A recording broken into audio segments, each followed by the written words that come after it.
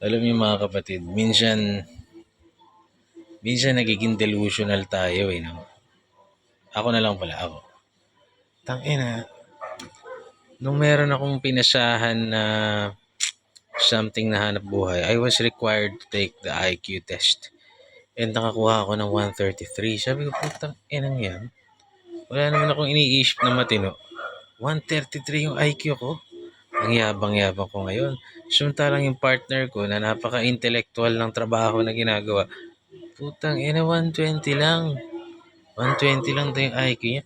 So, tang ina, nabuhayan na naman ako ng confidence. Sabi ko, tang ina, matalino yata talaga ako. Kaya nagkikwentuhan kami. Sabi ko, alam mo kung gaano ako, ito yung feeling ko talaga, matalino ako eh.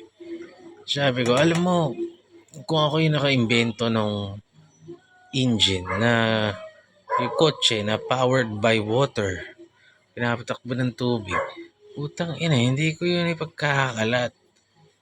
Gagamitin ko yung kotse ko libre, tubig-tubig lang nilalagay ko, walang nakakaalam.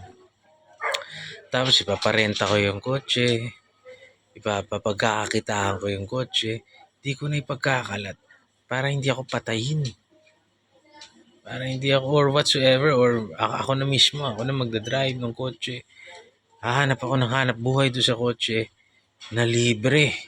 Wala ako halos cost. Kasi yung design ng water-powered car is hindi naman kakalawangin yung mga nakadesenyo siya na sustainable. So yung maintenance ng sasakyan, puta, wala akong iintindihin halos dun sa car na yon.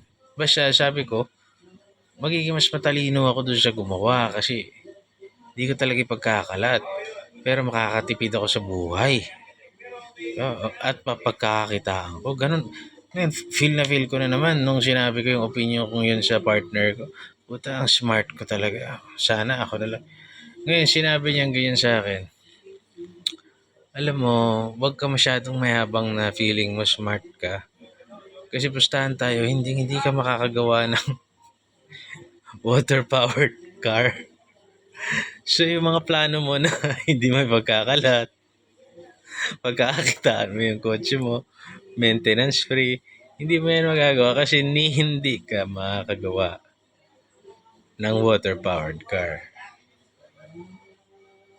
Naisip ko, putang ina. Hindi nga ako smart. Shit.